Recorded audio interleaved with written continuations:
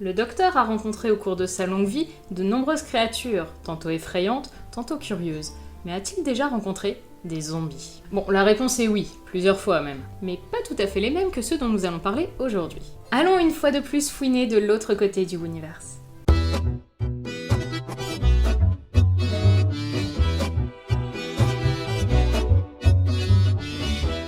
Matt Smith, qui interpréta le Docteur entre 2010 et 2013, est un acteur encore jeune dont la carrière fut vraiment lancée après Doctor Who, tournant depuis quelque temps dans des films américains extrêmement différents les uns des autres. Même si on a pas mal entendu parler de lui ces derniers temps pour ses rôles de Bully, le bad guy génial de Lost River, et pour celui de Skynet, d'Alex, enfin d'autres trucs dans Terminator Genesis, il a également joué dans un film assez étonnant qui va être notre sujet du jour, Pride and Prejudice and Zombies. Orgueil et préjugés est un roman anglais de Jane Austen. À l'origine écrit en 1796, mais gardé au sein de la famille pour une question d'image, être une femme de bonne famille et écrivain à l'époque n'étant pas vraiment socialement compatible, il fut tout de même publié en 1813 sans mention du nom de son auteur et fut un succès incroyable et immédiat. C'est d'ailleurs toujours aujourd'hui l'œuvre la plus connue de Jane Austen, et celle qui fut le plus souvent et le plus bizarrement adaptée, y compris en comics et donc en version zombéifiée. Orgueil et préjugés suit la vie d'Elizabeth Bennet, la sœur cadette d'une fratrie de 5 filles, et vivant une vie normale de jeune fille de famille campagnarde anglaise convenable, soudain perturbée par l'apparition dans sa vie de Mr. Darcy, un homme riche et prétentieux dont l'ami, Mr. Bingley, vient d'emménager près de la résidence des Bennet.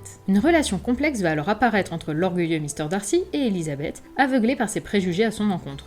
D'où le titre, Orgueil et préjugés. Bon, ça c'est pour l'histoire de base. Mais c'est avant tout un jeu de relations humaines et sociales entre les différents personnages, très nombreux d'ailleurs. Après tout, on suit la vie d'Elizabeth qui, du fait de son statut de fille célibataire d'une famille assez respectable, n'a guère d'autres occupations que de converser de divers sujets avec ceux qui l'entourent. Du coup, tentons de résumer les liens entre les différents personnages principaux et secondaires, ainsi que de lister les lieux principaux de l'intrigue. Accrochez-vous, ça ne va pas être simple. Elizabeth, dite Lizzie, est la fille de Mr. Bennet et Mrs. Bennet, et a 4 sœurs, Jane, l'aînée, Mary, Catherine, dite Kitty, et Lydia. Tout ce beau monde réside au village de Longbourn. Mrs. Bennet, elle, a un frère, Mr. Gardiner, un commerçant de Londres marié à Mrs. Gardiner, et tous deux apprécient beaucoup Lizzie et Jane. Elle a également une sœur, Mrs. Phillips, résidant dans la ville voisine, Meryton, où les jeunes sœurs de Lizzie se rendent souvent pour se rincer l'œil devant des régiments de soldats qui s'y arrêtent. Parmi eux se trouve un officier de grande allure et sympathique avec tous, George Wickham. Mr. Bennet, lui, possède un lointain cousin, Mr. Collins. Puisque Mr. Bennet n'a eu que des filles, le domaine de Longbourn est censé revenir à sa mort à Mr. Collins, et non à ses enfants. Autant dire que leurs relations sont plutôt tendues. Ah, et c'est un imbécile.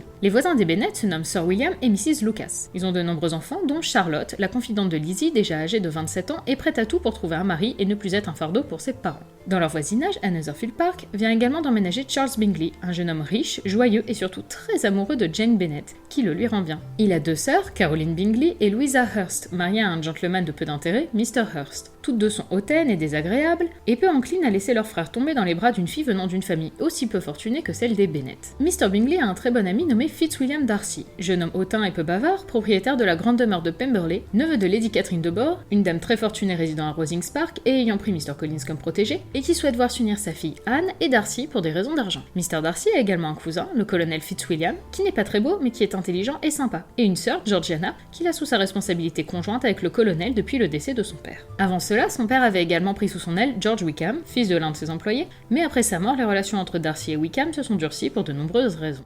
Voilà pour le contexte social. Orgueil et préjugés fait partie de ces œuvres qui se reposent plus sur une tranche de vie représentative de son époque, plutôt que sur une histoire complexe. Mais cela ne l'empêche pas d'être un roman fascinant et passionnant, au contraire. Son intrigue, bien qu'assez simple, est forte et bien construite, se basant sur de véritables retournements de situation porteurs de bien des leçons, comme par exemple de ne pas juger uniquement quelqu'un par sa façon d'être ou son physique. De plus, cette intrigue nous plonge directement dans un quotidien classique de la fin du XVIIIe siècle en Angleterre, les contraintes et les luttes de l'époque étant illustrées par la vie d'Elizabeth, décidée à ne pas être uniquement une fille de famille modeste, juste bonne à marier à un parti financièrement viable. Et dans une société où un mariage avantageux vaut pour une fille 10 mariages d'amour, son combat n'est pas gagné. Il ne se passe donc globalement pas grand chose de palpitant, mais on reste pourtant en haleine du début à la fin, avide de connaître les motivations et les déterminations des uns, la sottise et la mauvaise foi des autres, passionné par une histoire teintée d'humour et animée par des personnages hauts en couleur, du sarcastique Mr. Bennet à l'imbécile Mr. Collins. Je pense avoir fait un résumé suffisant pour vous mettre dans le contexte du livre, sans pour autant vous dévoiler toutes les surprises. Il est maintenant temps de rentrer dans le vif du sujet, son adaptation zombie. Depuis quelque temps est apparue la mode des adaptations de livres classiques en version monstre, pouvant passer de zombies chez les Bennet à des loups-garous dans le voisinage des 4 filles du Dr. March. Les zombies ont particulièrement la cote pour ce genre de roman, comme c'est par exemple le cas dans les chroniques Chroniques de Zombieland,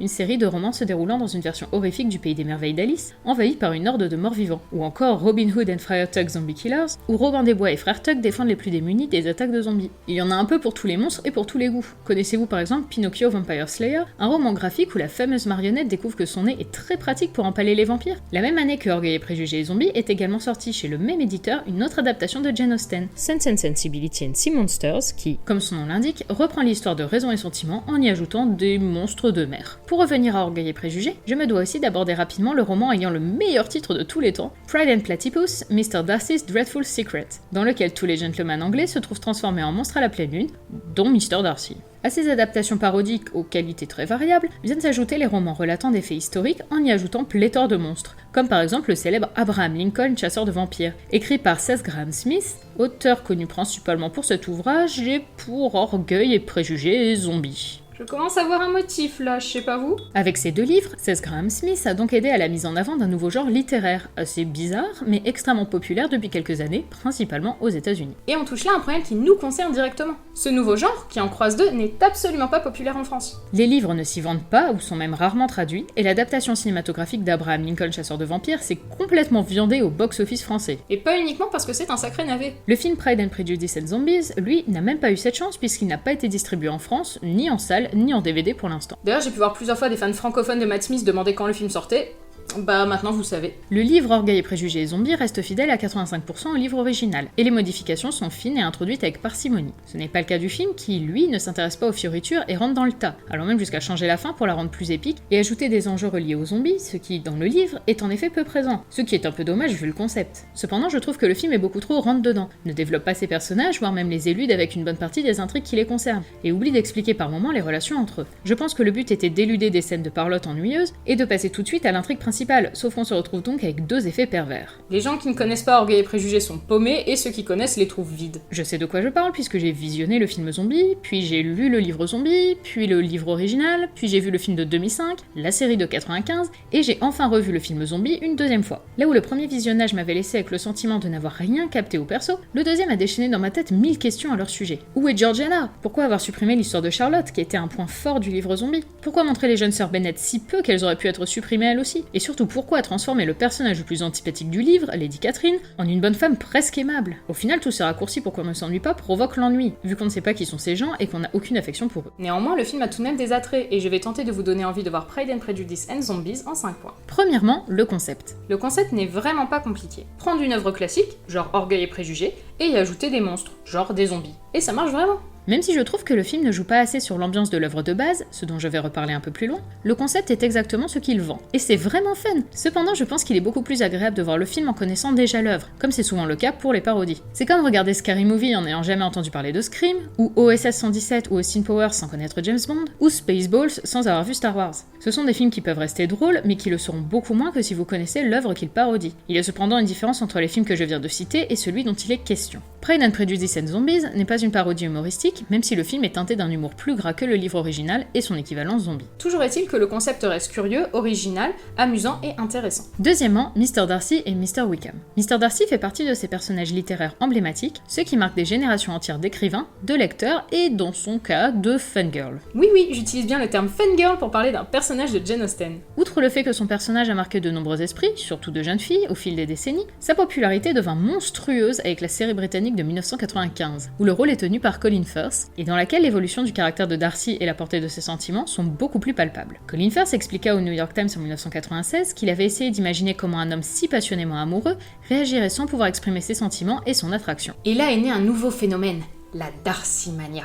Les fangirls se sont multipliés et ont créé moult fanfictions, au point d'en effrayer l'acteur lui-même. Après une petite résurgence lors de la sortie du film de 2005, la Darcymania a fini par se calmer et la version zombie n'a pas tellement fait revenir la mode. Mais du coup, que vaut ce nouveau Mr. Darcy? Bon, on va être honnête, ce n'est pas Colin Firth. Interprété cette fois-ci par Sam Riley, il se retrouve affablé d'une voix très particulière, assez perturbante de prime abord. Colonel Darcy.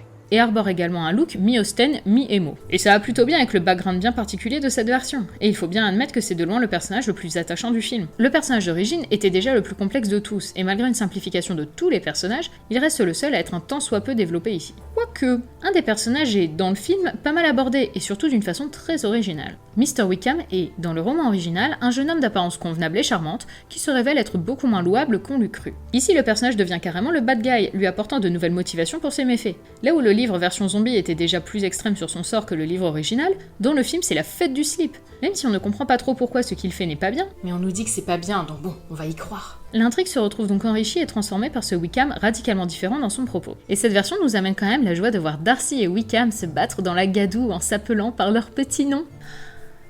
Total ship. Troisièmement, les scènes de combat. Pour survivre dans un monde envahi de zombies, savoir se battre est indispensable. Certains, comme Darcy, s'entraînent avec des maîtres japonais, d'autres, comme Elizabeth, avec un maître chinois. On a donc le droit régulièrement à des scènes de combat plutôt épiques où les sœurs Bennett font du kung-fu et explosent des cervelles. La partie maître d'arts martiaux orientaux m'avait pas mal laissé de glace dans le livre car je la trouvais beaucoup trop tirée par les cheveux. Mais elle est présentée dans le film avec beaucoup moins de détails et on rentre directement dans le vif du sujet. Les personnages ont appris à se battre, faisons-les se battre dès le début. Faisons de Darcy un colonel, et faisons aussi combattre le gentil et maladroit Mr. Bingley, et les idiotes et nunuches jeunes sœurs Bennett aussi. Et ces scènes de combat sont d'ailleurs plutôt bien réalisées, assez courtes et bien dosées. Juste ce qu'il faut d'hémoglobine, de coups de pied et de fanservice. Quatrièmement, Matt Smith en curé. Ça peut sembler redondant par rapport à Patrick Troughton en soutane dans Across the Universe sur The Omen, mais je vous assure, les personnages sont radicalement différents. Mr. Collins est, dans le livre, un personnage assez niais et pathétique dont on rit à ses dépens. Et la version de Matt Smith est vraiment amusante et sympathique. Mon regret est, comme je l'ai signalé auparavant, que l'histoire de Charlotte est vraiment raccourcie, et qu'on voit donc Mr. Collins beaucoup moins que d'habitude. Et c'est triste, on n'a jamais trop de Mr. Collins.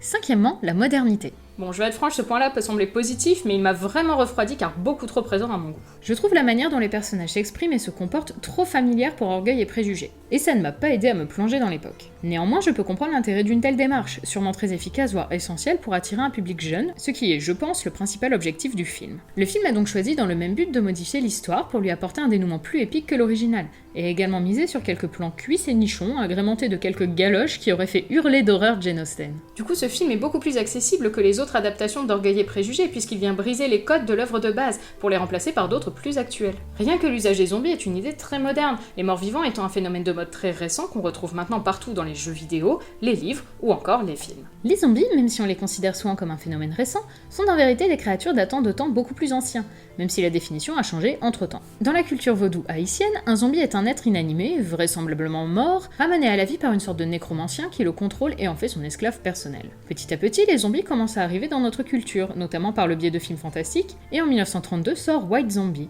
un film de Victor Halperin adapté du roman de 1929 The Magic Island, et considéré comme le tout premier film de zombies. Suite à cela, des films commencent à sortir sur le sujet, au début proches des traditions haïtiennes, comme dans l'excellent I Walked with a Zombie, du maître du film fantastique Jacques Tourneur, puis s'en éloignant de plus en plus au fil des années pour n'en conserver que la partie mort déambulant. La plupart des films ne les nomment pas clairement zombies, comme Plan 9 from Outer Space, qui les nomme les ghouls et remplace le traditionnel sorcier vaudou par une technologie alien. J'ai réussi à placer le film considéré comme l'un des plus gros nanars de tous les temps dans cette vidéo.